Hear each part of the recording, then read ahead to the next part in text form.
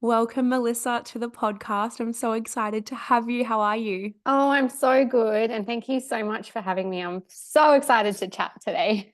Honestly, it's going to be such an empowering and educational conversation, but it's also just going to be super chill, which I think is just so great.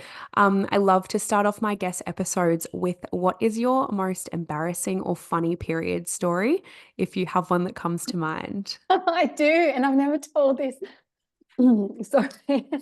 I remember really early on. So I probably only had like two or three periods. And my friend was gave me a tampon, and she was trying to, like, it was at school in the girls' bathrooms, and like through the door, she was trying to instruct me on how to put it in. And I was just like, it's not going in. I don't know how to do it. Yeah, really vivid memories of that. And really not like it's a really nice memory. Like, even though it's kind of Yeah. embarrassing, it's kind of like the beginning of that like sisterhood of Yeah. sharing stories and tips and Yeah, yeah, I love teaching each that. other. Yeah. Exactly. That's what it is. It's like you Yeah. looking back, you were so just like innocent. And it was just like in the moment, it felt like, probably your whole world was crashing down. Like, I Yeah. can't get this thing in. Yeah. But like looking back on it, it's like, oh, that's actually so sweet. And like it's building that like sisterhood, which is just Mm, so beautiful. Thank you yeah. for sharing.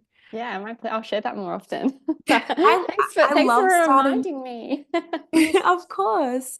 I love starting off like the episodes with that question, and it's only something I've just brought into season 3. And I just feel like it's something that we kind of just don't talk about, but it's like Mm, reflecting on that, like whatever like story it is, it's just like it happens to all of us yeah. at Yep. some stage. So it's just really cool to bring that to the light. But I would love to get into a little bit about who you are, how you discovered seed cycling, and a bit of your journey. Oh yes, it's a long journey and a bit Hmm. of a story, but I would love to share with you. So my background is in functional nutrition, and I'm also an EFT, which stands for Emotional Freedom Techniques practitioner. And to be honest, seed cycling and hormone health in general didn't really come on the scene for me till I was quite a few years in working with clients. So I had a practice in Canberra called Functional Health Canberra, and I was priding myself on this holistic approach of functional nutrition, which is this beautiful philosophy of vitalism, and that our bodies have an innate intelligence, and all we need is the right tools and resources to heal, adapt, and thrive. And EFT, which is, oh, if you don't know about EFT, look it up, because it's just such a powerful way to support your nervous system, to reduce cortisol levels. And I was using it with my clients to really help them heal their relationship with food and their bodies. And particularly when it comes to relationship with food, we can have these underlying, and our bodies, we can have these underlying core beliefs. And so EFT was just a really great modality to use to help with that side of things. And at the time when I started, gut health was really trendy. So I was really into like microbiome and fermented foods.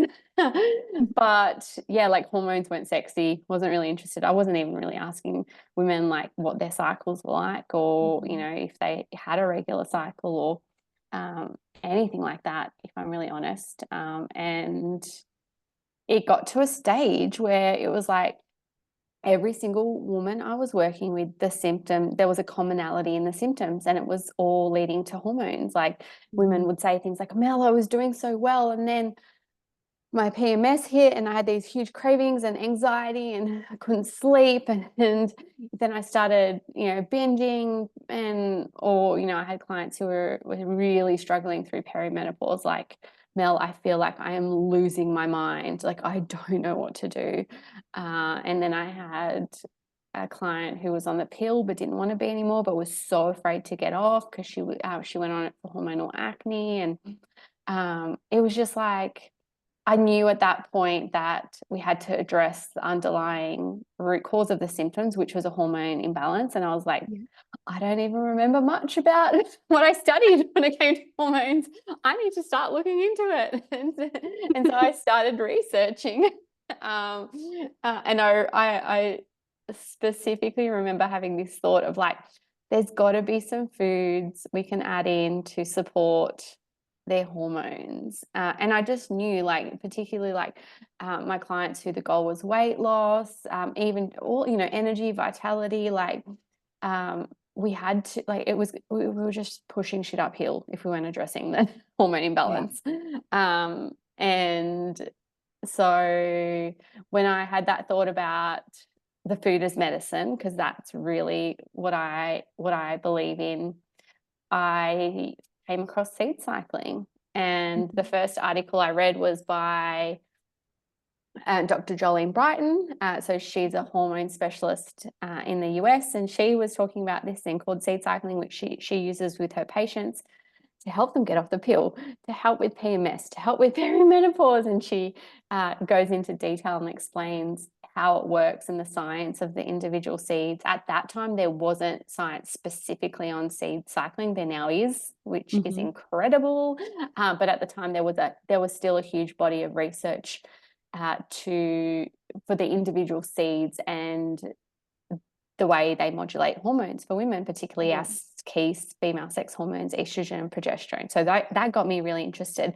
But then that also got me interested in the phases of the menstrual cycle, which I had never heard before, So I saw the word follicular, luteal, ovulation I knew about, but not much. Yeah. And so that really then led me to Elisa Viti's book In the Flow, and cycle syncing. And then within cycle syncing, there's seed cycling. So again, Elisa Viti was talking about seed cycling, and I was just like, this just makes so much sense. Like, as women, our hormones operate differently to men, and we operate on this infradian rhythm, a 28-day cycle. So, it all started clicking. So it makes sense that we have different nutrient requirements, different energy requirements, different training requirements.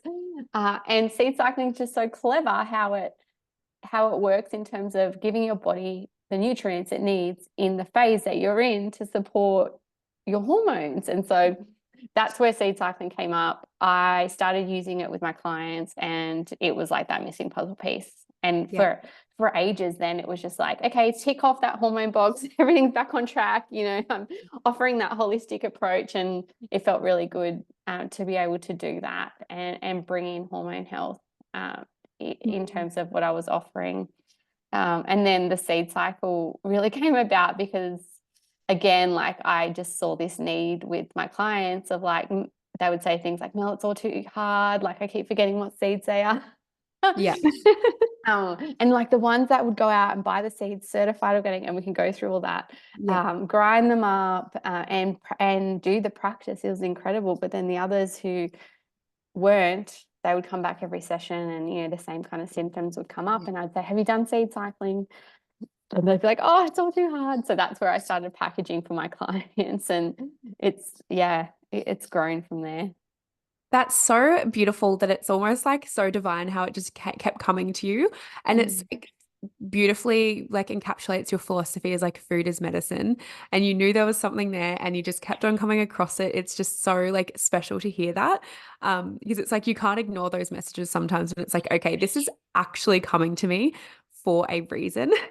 Oh, yes. I sometimes, like, well, I say this quite often. I'm like, I feel like the universe has the seed cycles back, and so, like, I'm the one getting in the way sometimes with my own crap. Like, just got to get out of the way because it does. It's just like, things come to you, and it's been a journey, I tell you.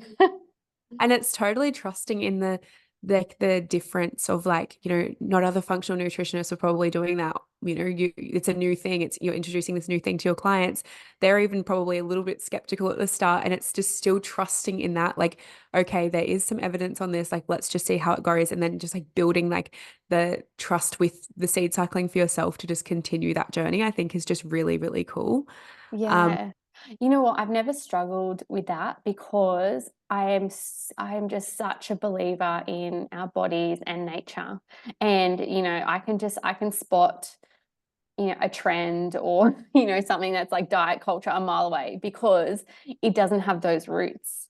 It Mm, doesn't have that root in nature. And so yeah. this is where, since I understood that and embody that, it's easy now. And like people do say to me, like, it's so overwhelming, there's so much information, like how do you know who to trust? And it's like if you go back to nature and our innate intelligence of our body, like you can't go wrong. And then also, like when I'm explaining seed cycling, like I want it to be a hell yes in your gut. Like, yeah, this Mhm. sounds amazing. This is what I need to do. Yeah. Because our gut, our intuition's right. Yeah. I love that so much. I feel like I have so many questions and so many directions I want to take it, but I feel like the first one I should ask is what actually is seed cycling? Yeah, so seed cycling, you can call it biohacking your menstrual cycle, which sounds really cool, but really the practice is using food as medicine. Mhm. And the way it works is that there's four key seeds, seeds that you probably already have in your pantry and recognize, which is flaxseed and pumpkin seed, sunflower seeds, and sesame seeds. And the whole concept is that the nutrients in these seeds support the production and elimination of our key two female sex hormones, estrogen and progesterone. And so the way it works, we're having flaxseed and pumpkin seed in the first half of our cycle. So from day one of your bleed till around day 14 or ovulation. And in that phase, those nutrients, like the superhero nutrients, omega-3, zinc, magnesium, iron, lignans, which are a form of phytoestrogens, and the lignans in particular work really clever with our bodies on a cellular level. So we have estrogen receptor cells all over our body, and that when you're having that lignan, it acts like a plug and plugs into that receptor and tells that receptor what to do. So for some, it might be block that production of estrogen. For others, it might be make more. And then in the second phase, so from day 15 back to day one of your cycle, so the luteal second half of your cycle, you're having the sesame seed and sunflower seed.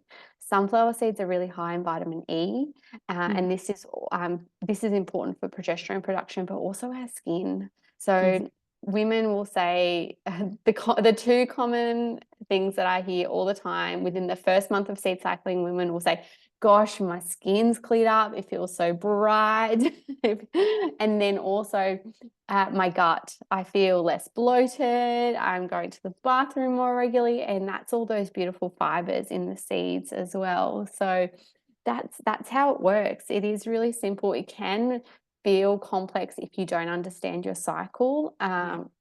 But this is what I love about seed cycling as well, is to seed cycle, you need to understand your cycle and know Mhm. where you're at in your cycle. And then that's bringing a whole nother level of body literacy, which Mhm. is so important. And for myself and what I've found with my clients as well, it's another level of self-acceptance and self-love. Totally. For so long I was like, I want to be confident, I want to love myself, I want to, I want all these things. Oh, but I hate having my period, I hate being a woman. Like, like to really be confident and to be on that self-love journey, you have to love all of yourself. And so that was a huge part, that body literacy and understanding my cycle and working with my cycle was a huge part of that. And seed cycling such a great way to do that. Mhm. The other part of seed cycling, which I just love, but can also be a bit woo for people, is if you have an irregular cycle, if you're going through perimenopause, if you're on the pill, if you don't know where your cycle's at, or even conditions like PCOS and endo, you use the moon phases to seed cycle. And I Mhm. think this is why seed cycling was kind of put in the woo-woo Yeah. world. But it's just so clever because the moon phases and a menstrual cycle are the same length of Yeah. time, and that's no coincidence. And when you look at throughout history, women have used the moon to regulate their cycles to support fertility. So what you're doing there is having phase one from a new moon and phase two from a full moon, and cycling that way to help your body connect with that rhythm. Yeah. And I totally agree with you. It's such a big thing that I see in women is sometimes it's actually the lack of connection to yourself. Sometimes women only have to start tracking their cycle for, the first just one cycle without trusting in what an app is telling them they should be feeling and actually listening to their body. And it like the next cycle, it's like, oh my gosh, like my period wasn't as painful because you're leaning into acceptance and you're actually understanding what's going on. It's like I always say it's like any relationship. Like you need to have connection there. Otherwise, it's going to feel icky. It's going to feel like you're not communicating properly. You're going to feel tension. So if you're not like, building that relationship with your cycle, it's going to feel the same in your body because our body is always just our biggest like messenger and is just sharing with us, oh, there's little tweaks that could be taken here to like support you and things like that. That's just a philosophy I have. And I feel like you really just covered that in your answer too. Oh, I love that so much, but we weren't taught this. Yeah, You know, exactly. we were taught like if you're irregular or have some pain or it's inconvenient, like just get on the pill and then you can skip it and you don't have to have it and you don't have to worry about it. Yeah. But you're losing this whole part, uh, which makes us women, which is our cycles. And so, yeah, there's just, uh, I think it like when you learn it, you're like, I wish I knew this sooner. And it makes so much sense. And what you were saying about connection, it's just, life, I say to people all the time, it's just life's just so much easier now that I'm working with my cycle and my body and I understand it. Like, Yeah. it's hard to believe that as women, even as like teenagers, we weren't taught about how our hormones work. Mm. It's Yeah. absolutely wild. Like, starting my journey in all of this and like living in alignment with my cycle, teaching my mum, who's, at the age of going through perimenopause, it's absolutely crazy that she's gone her entire life, but it just wasn't a thing. It was like you just go with life and you just have a painful period and it just sucks because you're a woman. Yeah. It's like it just does not have to be that way. And I feel like, yeah, I just love sharing this message and I love the message that like the seed Yeah. cycle shares as well. You just mentioned like contraception and how it is like I always say it's like in Australia especially, it's like an initiation into womanhood at this point. Everyone just gets put onto it. We're not really like I know myself, I think I had like maybe two bleeds or something and it was like my cycle was every 2 weeks because, first couple of bleeds, it's just evening out, but the doctor just instantly put me straight on the contraceptive pill and I was on that pill for about 8 years or something. Um, and in that time, I then learned about like living with my cycle and all the things, and kind of my whole world cracked Mm. open to, oh my gosh, I can just know what's going on in my body, and then I don't have to take this contraception. And I feel like a lot of women do want to get off the pill. It's a big thing, especially with all the information that is kind of circling around the internet now. Can we dive into that a bit? How seed cycling can support their body to prepare to come off of the pill or any Yeah. contraception? Absolutely. And you're right. It did seem like it was this initiation, but now, like Nat Kringoudis talks about this a lot. Like the research is showing that the younger that you're put on the pill, and you're not giving your hormones and your menstrual cycle a chance to mature, the harder it is to get off. And women will come to me in their 30s. I've come off the pill. I feel like I'm a bloody teenager again. Like my skin's like broken out, my moods are all over the place, my periods are irregular, and it is because and then we'll ask like, well, when were you put on it? And it is usually in those formative teen years. And so it's stopped that maturing of that cycle, and that's really scary. So this is where that education as well around like it can take a couple years for your cycle to mature. And there are natural ways that you can support your cycle during that time, and seed cycling is such a powerful way to do that, and particularly coming off the pill as well. So Dr. Brighton has a protocol where she prescribes seed cycling 3 months before you're going to get off, uh, Mhm. to prepare your body. And like that just makes so much sense. Yeah. Like preparing your body to get off the pill. But again, it's just not spoken about. And particularly like the pill does deplete nutrients. So those nutrients, seed cycling before you get off is going to help build up those nutrients that the pill's depleting. It's going to help your body remember that cyclical rhythm, that's been shut down. And so this is where when you are on the pill, you seed cycle with the moon again. And so then you've got that that rhythm to mimic of that healthy menstrual cycle, and then continue seed cycling when you get off the pill. And then what we'll find, usually within a couple months, your period will return. I always recommend staying with the moon phases, seed cycling, until you see a nice, healthy, regular cycle period, and then switch over, and then you can seed cycle with your own menstrual cycle. So day 1, phase 1 of the seeds, and then day 15, phase 2, or around that ovulation. So yeah, Yeah. it's such a powerful way to support your body coming off the pill. And I've had like clients, but now through the seed cycle, like hundreds of women contact me and say like, I was so scared to get off, and then, you know, having something practical I could do to prepare my body, starting to understand what my hormones were going to be like post pill as well. Because you know, you've got to remember, like, if the pill's flatlining your hormones, you're not fluctuating through those different phases as well. So it can be hard in the beginning, where, you know, you're used to kind of being a little bit more, I guess, yeah, like flatlined, and then you go from like menstruating, when you're wanting to turn inwards, you're not socializing as much, you're a bit slower, you know, I'm a bit daydreamy, and then that follicular phase where it's like do, like, I just want to get shit done, I've got so much energy, like everything's like, I want everything clean now, and I want, you know, like, that's a lot. That can feel overwhelming. And then ovulation, you know, you're loving, you're sparkly, you want to socialize, everything's easy. Such a Yeah. beautiful phase. And then you move into your luteal phase, and then that's that take phase where, you know, you need to take a little bit for yourself. Again, you can feel more sensitive. It's like, I feel like I get these like, I see myself and everyone else through these critical lenses, glasses, when I'm in my luteal phase, you know? Yeah. And so when you've just gone from ovulating, everything's amazing, to then feeling a little bit more critical of things, that can be a lot as well. Not to mention the nutrition changes. So, you know, you can go from follicular and ovulation, where you may feel like your appetite's not that big, you don't really feel like crave a lot of carbs or sugar, and then you move into your luteal phase, and it's like, give me all the carbs and sugar, because your body Yeah. needs those. You know, I'm talking about complex carbs and like unrefined natural sugars, but, you know, and that can be like, well, what's wrong with me? Last week I was like, didn't feel like I needed to eat much at all, and now all I can think about is the sourdough.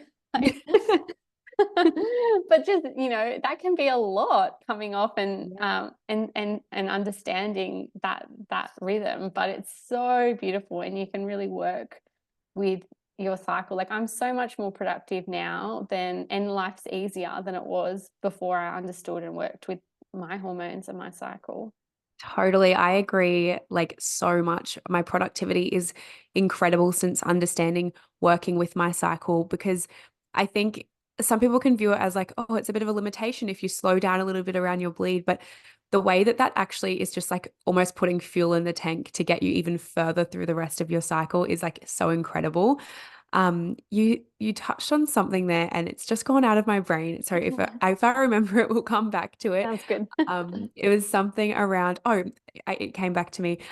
So if like, say a mum's listening to this and she's got a daughter who's like about to go through puberty and her cycle comes, it's super irregular. Would you recommend seed cycling could be something for a like girl who's just got her cycle? Absolutely. Like, Yeah. what a beautiful introduction to food as medicine, to understanding her cycle in a world that's still very much about like diet culture, restriction, like what you know, calories, deficit. Like, Yeah. let's add something in that's going to help. Like, Yeah. even on an unconscious level, like, I think it's so great. And then again, like, the actual cycling part of it, where we're giving the body the nutrients it needs, I would recommend using the moon phases. So and that's nice and easy, because then it'll be new moon phase 1, full moon phase 2, and keep cycling those 2 weeks Yeah. until they notice that their cycle's nice and regular, and then they can switch over and seed cycle that way. So I have lots of mums who are seed cycling themselves and see all the benefits, and then they'll have this aha moment and they'll be like, oh my God, can my daughter do this too? And I'm like, yeah. And then there's just so many great ways you can incorporate it for them as well. Like you can just add it into their breakfast, like into a porridge, into a smoothie. Lots of teens love making themselves smoothies. And then at the seed cycle, we have biscuit and brownie mixes. So brownies for phase 1, biscuits for phase 2. And so then they're getting like a healthy snack plus the nutrients in the seeds. And so lots of mums will buy the biscuits and brownies, and they're like, that's great, because then they can just grab one and go. And then I know that they've had all those nutrients and a yummy snack. And yeah. Yeah. And like, who doesn't want to just be like eating a brownie or a cookie every day and it's actually good for your health? Like, come on. I know. It's so again, like I just love it. Like I love that like we're embracing food and moving away from just being scared of it, because that like my teens and my 20s, like it was just like try not to eat, try to be as skinny as you Yeah. can, like stay away from the kitchen, stay away from the grocery store. And like that just led me to a really bad relationship with food and my body and disordered eating. Yeah. Whereas, if food was like embraced and understood and, really that understanding of like whole foods and what is nourishing and what is going to fill me up, like, the brownies and the biscuits, because they're made with the beautiful seeds with all those nutrients. Plus then I use almond meal and rapadura sugar, which is like an unrefined cane sugar and the best sugar in my books. Like it fills you up, and it's not one of those snacks that then you end up having like the whole lot and yeah, because it's not highly processed. Hmm. And so yeah, it's just like I'm actually satisfied and I've enjoyed it and it's nourishing. Mm. Yeah. And like it really is making the experience less triggering as well, I feel, because food is triggering for a lot of people. So is like our body image, all of those things that you've touched on so far in this conversation. Whereas cycling with seeds, it's building that trust with yourself and it's understanding all like your phases, but it's also allowing the transition of whatever phase, whatever transition is, whether it's into puberty, whether it's through menopause, whether it's coming off of the pill, all these transitions, Mhm. it's allowing that almost safety net to just be like in that balanced state so that it doesn't have to be such an overwhelming and triggering thing and you can actually like build even more connection to yourself. And I love that so, Mm. so much. I think it's really cool and just so beautiful. Like you said at the start, nature always has the answers. You said something along the lines of that, and I Mm. totally agree with that. And it's like, this is just proving that point of like, we are nature. When you connect back to nature, you're just going to feel so good. Yeah, absolutely. And I will say, like, seed cycling isn't a quick fix and it's not a magic bullet. It's something that you've got to do consistently. Yeah, within the first month, like I said, people will notice, oh, my stomach feels really good. I'm feeling less bloated. My skin's feeling really bright. But for those hormone modulation, and for some of those symptoms like the irregular periods, the hormonal acne, the mood irregularities, the painful periods as well, it's going to take at least 3 months of regular seed cycling. And there might be some other things as well, like that's the other thing. I think that sometimes we think that, there is just that one solution. Like I had someone come to me and say, I've been working with an acupuncturist and they've given me these herbs, but I'm going to stop the herbs and start seed cycling. So then, because otherwise I won't know what's worked. And it's like, no, do both, because both is Yeah. probably going to work Yeah. together, So I think we can be really black and white, and we do want to know like what's the thing that worked, but it's never just one thing. It's going to be your seeds plus understanding your cycle plus your food, and then also your environment, and then your nervous system, and like there's so many parts to it. But usually when I am introducing seed cycling to women, and like I'm sure your listeners, like they're already on the journey, you're already doing the things, and it's like you add seed cycling in and it's just that missing puzzle piece, and it's what gets you to that next level, like where you want to be with your health and your energy and your vibrancy and all of that. And creativity and just everything. Yeah, Yeah, yeah, yeah. yeah. Um, you mentioned a couple of times about the process of seeds needing to be blended up or crushed up. You used a Yeah. way more formal word, but I just can't remember it. Could we just get into a little bit of, so how do the let me restart that question. What's the most beneficial way for women to be actually consuming the seeds, for them to be working properly with their cycle and with their body? Yes, great question.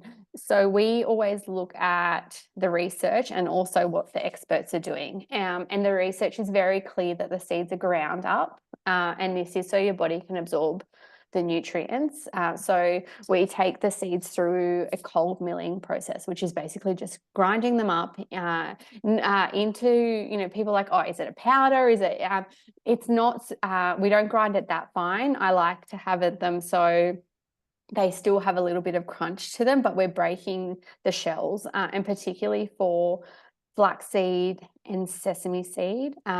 If you don't grind them up, they just go, like, they go straight through, and your body's not accessing the nutrients are inside the shell. So the ground up is really important. And then the other thing is the therapeutic dosage. So we're using the therapeutic dosage that the experts are using, that has been used in the studies, which is 1 tablespoon of each seed ground up. So for phase 1, you're having 1 tablespoon ground of flax, 1 tablespoon ground of pumpkin, and then phase 2, the sunflower and sesame. And so to make it easy with our products, you get a scoop, and then it's just 1 scoop. And then in terms of like when and how to take it, it's totally up to you. There's no time of day in particular.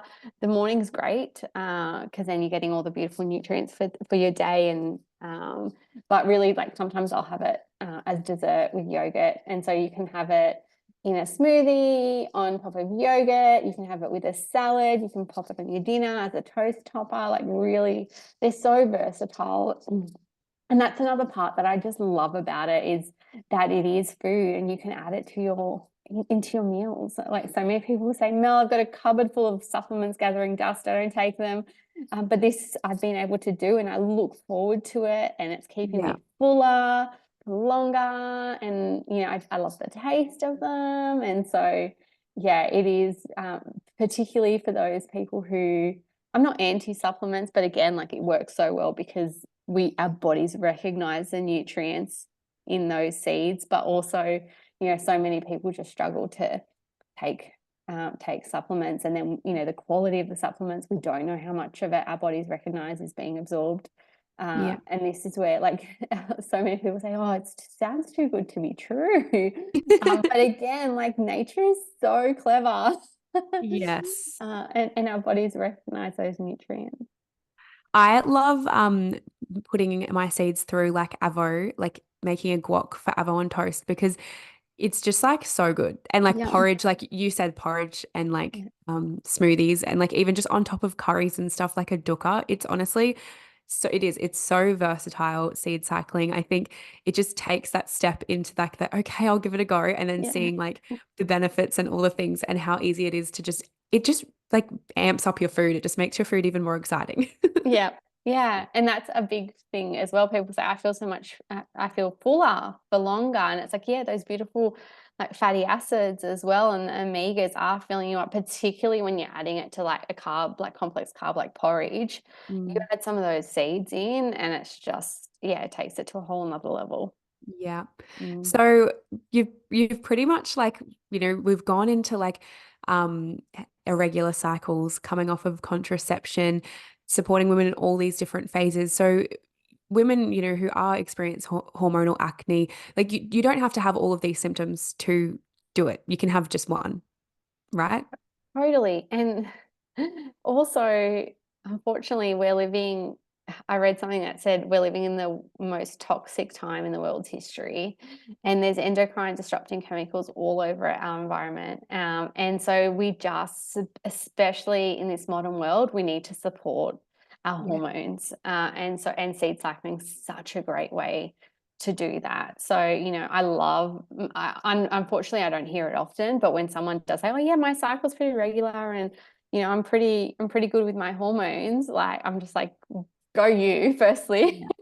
But secondly, like, still add those seeds in. That it's going to give you those extra nutrients. It's going to give you that extra support. It's going to help your body eliminate those xenoestrogens, or those mimic, endocrine disrupting chemicals that mimic estrogen, and are taxing on our bodies. And then also, like, I'm 37. I'm thinking a lot about preparing my body for perimenopause. Yeah.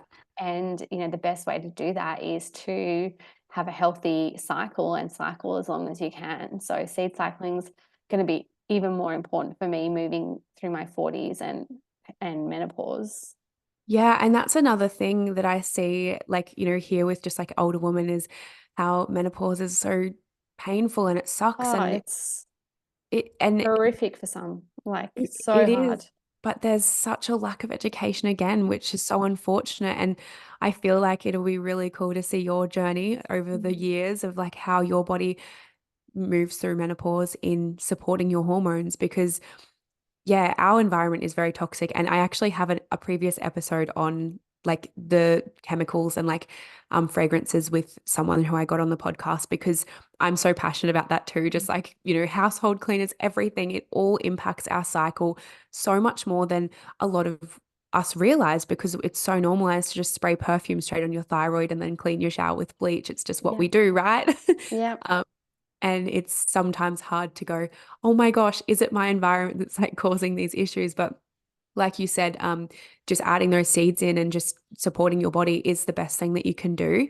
And I also really love the part how you said, even if you're feeling really good, still add them, because we don't necessarily have to come from pain to want to elevate ourselves. Mm. Yeah. Yes, I love that. It's so true. But unfortunately now, like, to be honest, every woman I speak to is struggling. And the stats are now 90% of women globally struggle with a hormone imbalance, Yeah. and it's only 5% in men. And interestingly, like, through conversations, the first thing I'll usually ask a woman is like, "How are your hormones?" And yeah, so sometimes I say, "Yeah, they're fine," but then as we go on in conversation, I'm like, "Oh, I get so moody before my period. Oh, Yeah. I get breakouts, or I get this hormonal migraine, and I have to take painkillers, and then I have to, you know."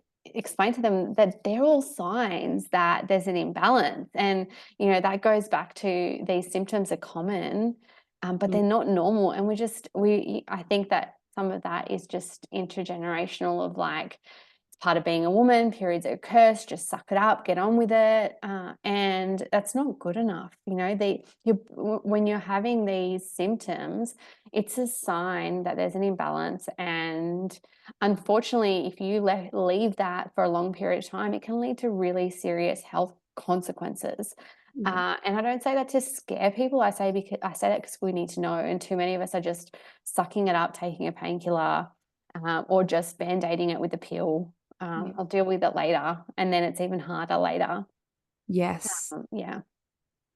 Um, I would love to move into a little bit of questions around like fertility, seed Mhm. cycling, if there's much, research around that, if it's something that you've like incorporated as a method with clients, and yeah, moving into pregnancy and then lactating, because I know a lot of women, I've had a couple of women just like chatting to me about getting their cycle back after um having a child, and also a lot of women struggle with actually lactating. And I just am so curious to hear how seed cycling could maybe fit into all of this as well. Yeah, well, one of the first clients that I got seed cycling fell pregnant pretty quickly after seed cycling. And she was like, "Mel, I think it was the seeds."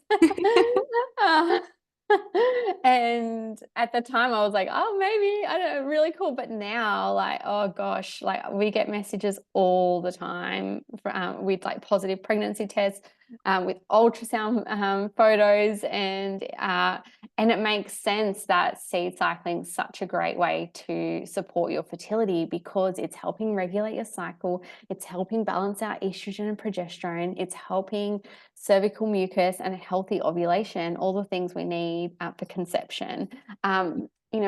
Fertility and infertility is complex and challenging, and I would never want someone to put off going to see a doctor or a specialist and be like, oh, I'll see if seed cycling works. No, you seed cycle and then you go also see a specialist. Yeah. Do all the things that you need to do.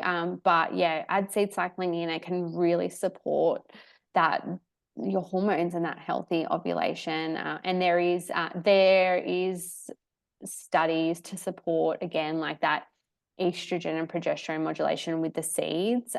The seed cycling as a practice research is mainly with PCOS, which is those results are incredible. Like I'm saying to women now, like if you have PCOS and you haven't read that study and you're not seed cycling, like you need to, because there was like 36% reduction in cyst degeneration, like really good improvements in hormones and weight and insulin resistance, and really good. But I also, might leave yeah, that, sorry, just to butt in. I that's might right. leave that study below in the like podcast notes because it's on your website and I've actually like read through it myself because you posted over on Instagram like a while ago about it and I was like, oh, this is so interesting to me that they've, taking this seriously and there's actually studies for it. And it can be that because, a lot of women do face like these PCOS endo, but then they find it hard to trust in something else because so many things don't work for them. Yeah. And having this study for the PCOS was like, it's so empowering for women to go, actually, I might give this a go. And it could just be that thing that they do really need. Yeah, absolutely. Yes, please share that. And on our website as well, we have a whole page dedicated to science and research. And I'm continually updating that as new science comes in, which is really great.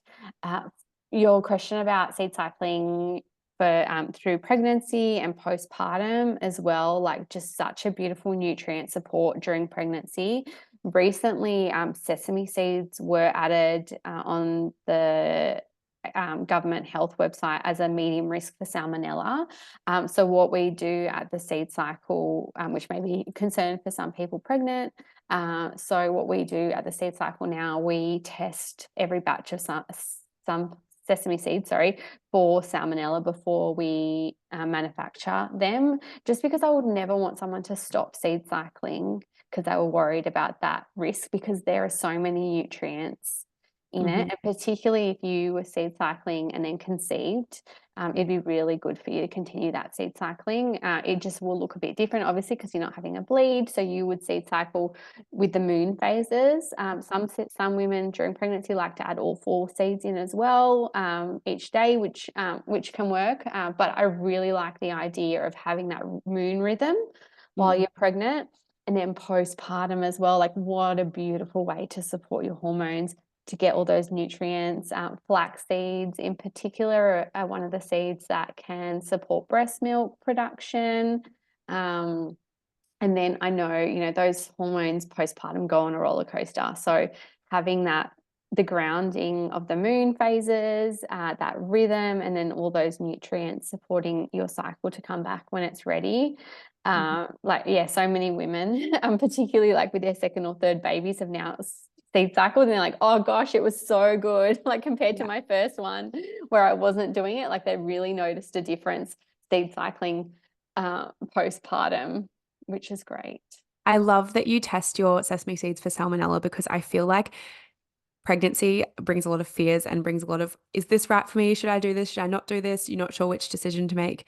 And that's just like takes it away. It's like you can continue. Yeah. And, like particularly like through pregnancy, like we always say, like work with your GP or your practitioner and just make sure it feels right for you.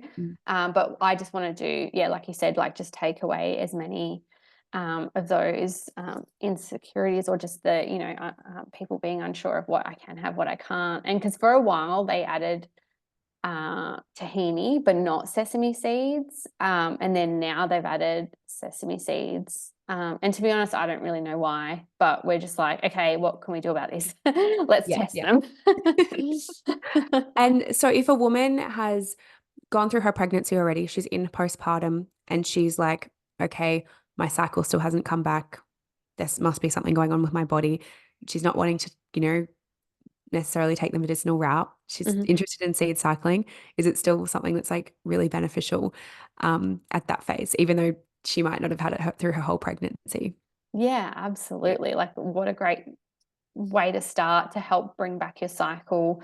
Postpartum, it's just known for that postpartum depletion as well, which I experienced. That's just so hard, and you don't really realize until you're months and months in, and super depleted. So postpartum, bringing seed cycling in, getting those nutrients, using that rhythm of the moon to support your cycle to come back.